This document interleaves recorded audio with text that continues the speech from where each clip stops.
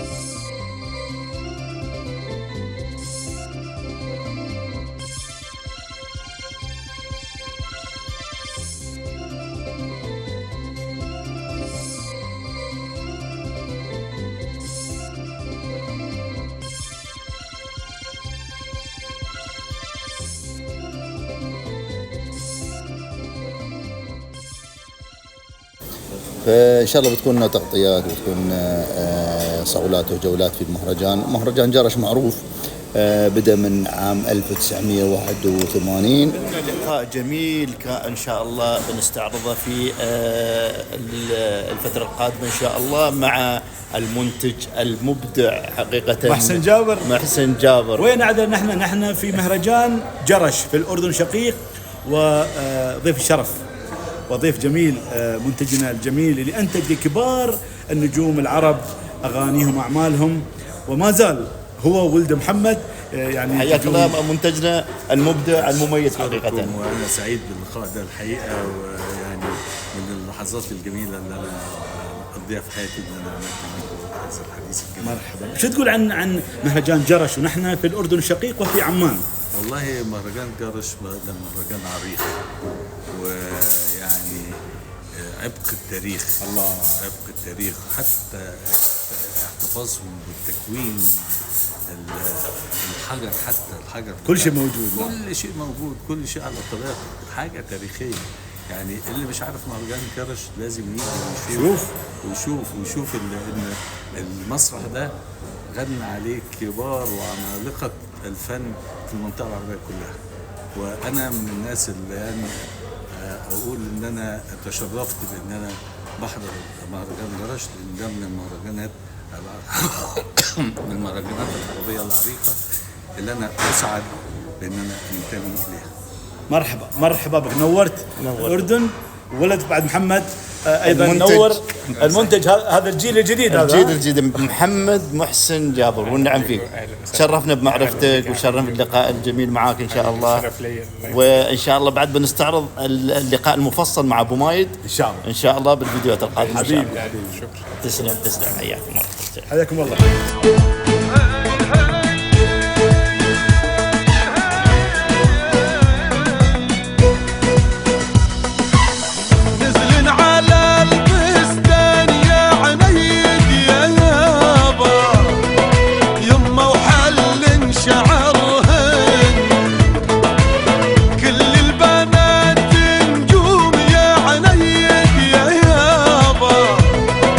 والله وهي قمر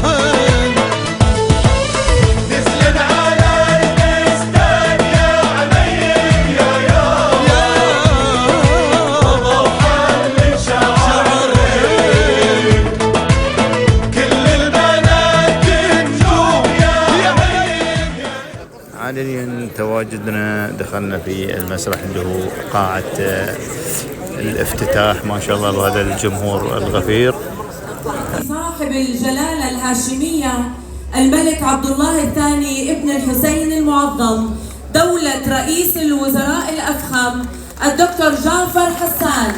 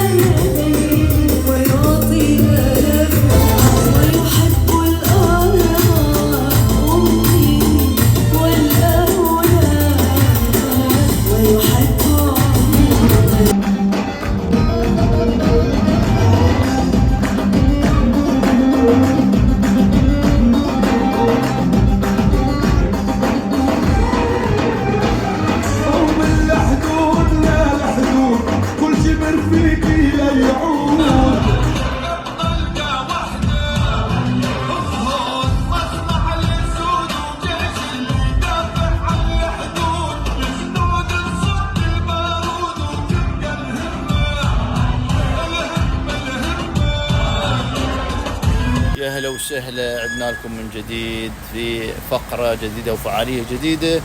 اليوم الثاني من المهرجان. طبعا الحين نحن موجودين في المكتبة أو دائرة المكتبة الوطنية، في فعاليات طبعا موجودة هنا دائما اللي هو الفعاليات الثقافية.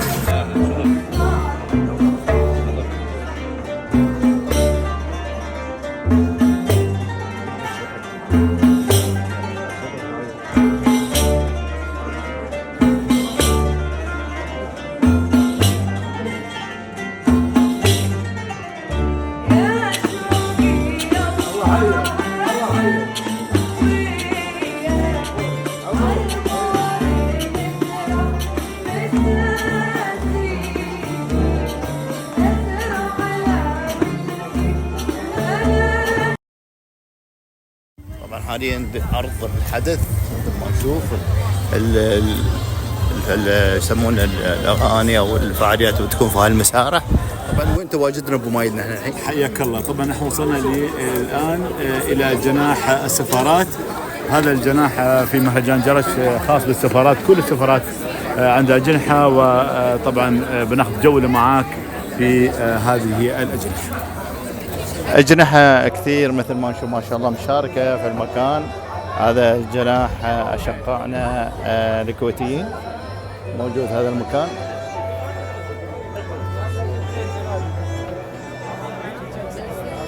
جناح نشوف الجناح هذا الجناح العماني، هذا الجناح الإماراتي ما شاء الله هني، ولا الجناح الإماراتي على لا مش الجناح الإماراتي ما شاء الله. أجنحة كثير مثل ما نشوف ما شاء الله مشاركة في المكان. هذا جناح أشقائنا الكويتيين موجود هذا المكان.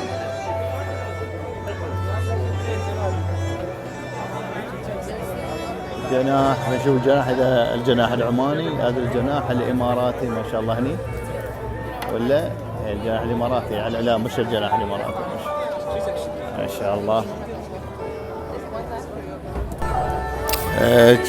جو الجناح السوداني ما شاء الله، اخواننا السودانيين مشاركين كذلك في هذا المعرض.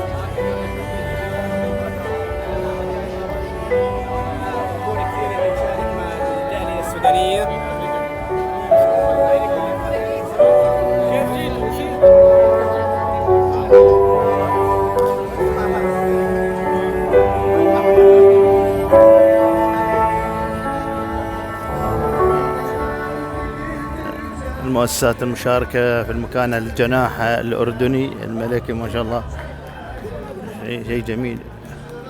أكل جدودنا من المداريس تور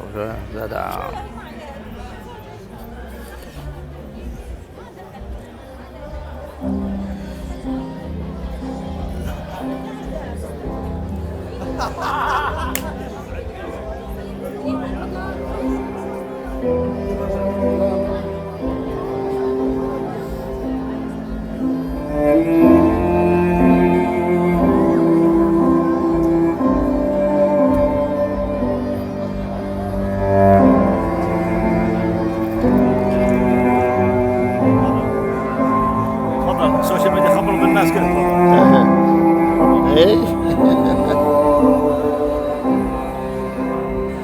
ما شاء الله يعني اخواننا الكويتيين ما شاء الله يعني قدموا هدية جميلة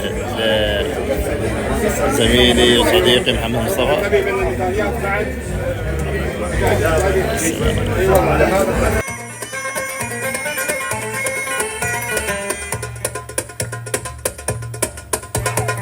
على دلعونه وعلى دلعونه هو الشمال غير لونه، هو الشمال غير لي حالي خلاني بحبه عايش مجنونه. على دلعونه وعلى دلعونه هو الشمال غير لونه، هو الشمال غير لي حالي خلاني بحبه عايش مجنونه.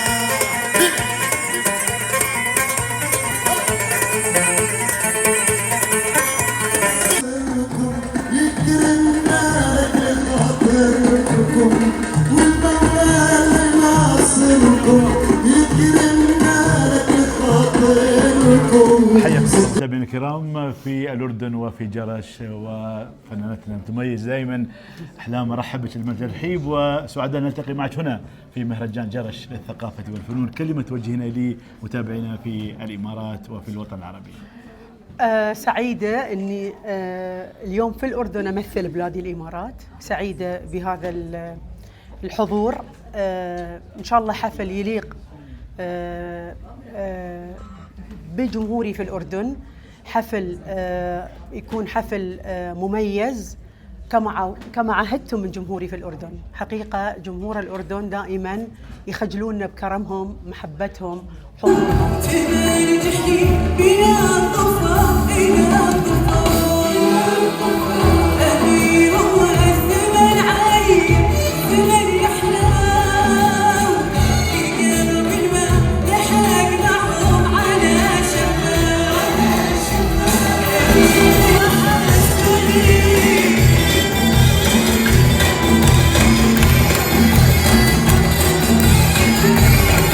مساء الخير والنور والسرور، حياكم الله. الحين حاليا تواجدنا في موقع تصوير التلفزيون الأردني، ومايد ما شاء الله الحين لقاء معه في جرش. يا مرحبا الساعة. يا مرحبا، حياك الله.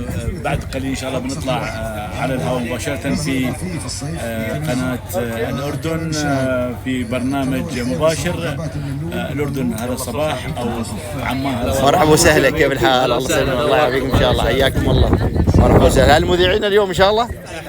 اي ما شاء الله، يعطيك العافية ان شاء الله. الله يسلمك ان شاء الله، يعطيكم العافية، يعطيكم العافية ان شاء الله. الله يسلمك. يا سلام يا سلام يا سلام يا سلام. صباح الخير، كيف الحال؟ طيبة؟ شو اخباركم؟ طيبين؟ يعطيكم العافية صراحة المجهودات من في الليل لين الصبح. الله يعافيكم ان شاء الله. الله يسلمك. الله يعافيك ان شاء الله، جزاك الله خير. شو يسمون الاكله هذه الوالده؟ المعجنات. ها؟ يعني اكله شعبيه بلديه، اكله شعبيه اردنيه. ما شاء. هذا اللبنه. ايوه. الجميد. نعم. الكشك، الزعتر، السماق، السمن البلدي، الجبن البلديه، والخل البلدي. ما شاء الله تبارك الله. يعافيكم، يعطيكم الصحه والسلامه على المجهودات الطيبه هذه. تمكين المراه من بلديه جرش. يعطيكم العافيه. لولا المراه الرجل لم يستمر. يعطيكم العافيه ان شاء الله. شوفوا الكواليس. وايضا نتكلم عن مواسم الفواكه. صحيح. هذه منطقه طبعا كواليس التلفزيون دائما. شوفوا يا جماعه، احنا السوشيال ميديا موبايل تشرج الشارت والداتا، اما التلفزيون شوف سيارات يول ناس عالم عشان ينقل الاستديو او اللقاء بالطريقه هذه اللي تشوفونه انتم، واللي هو كاميرات. هاي الكاميرا الوحده وين الإيداد توصل على 50,000 و100,000. جرش هذه المدينة الأثرية الجميلة اللي فيها أيضا تاريخ من الذكريات الجميلة.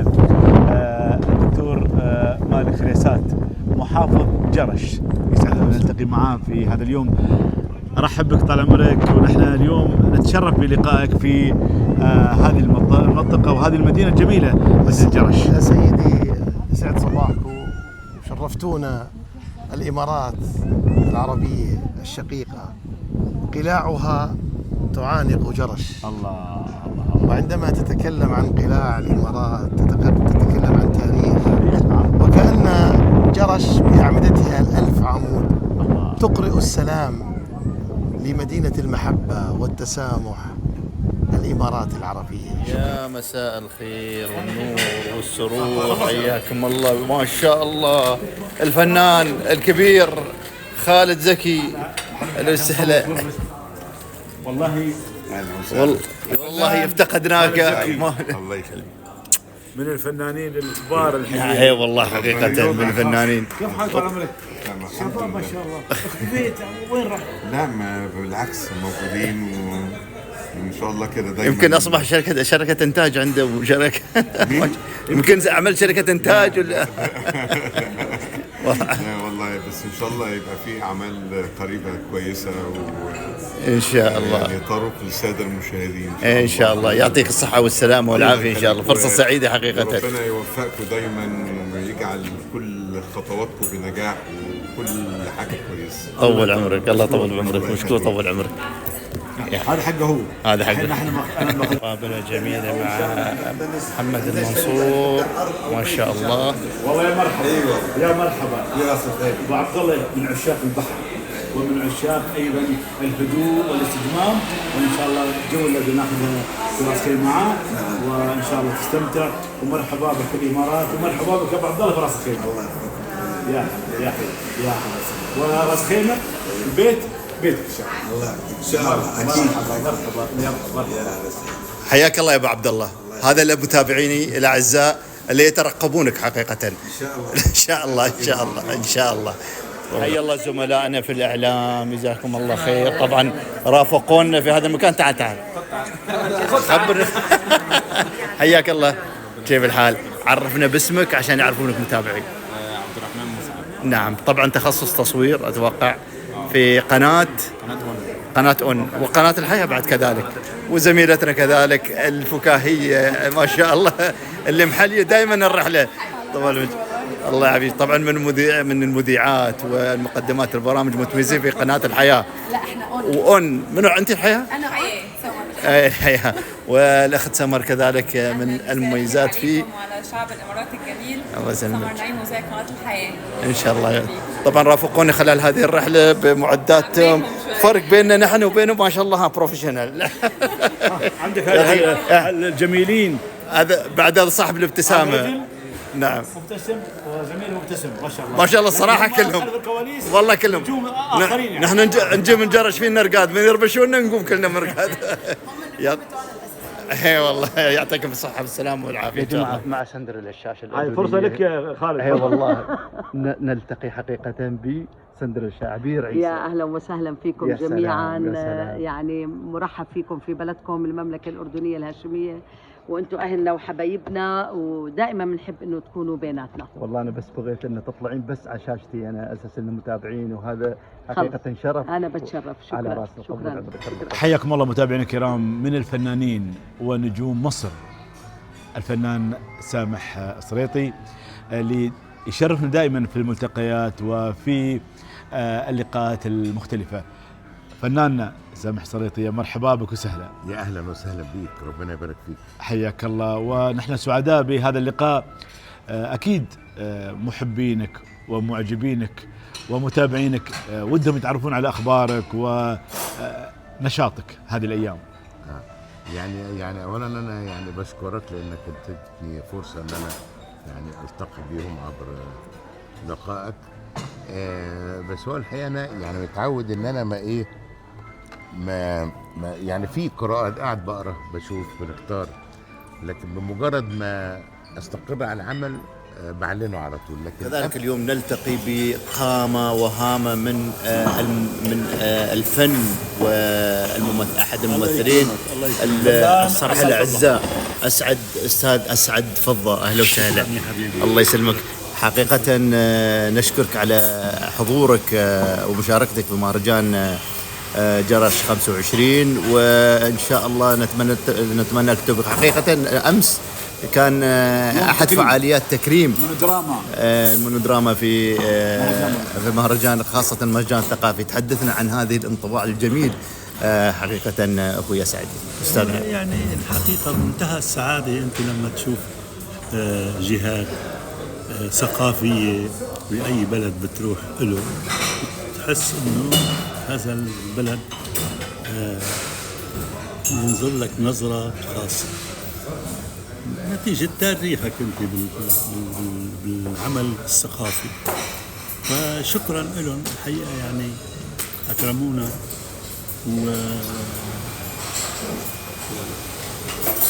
قاموا بواجبنا خير قيام.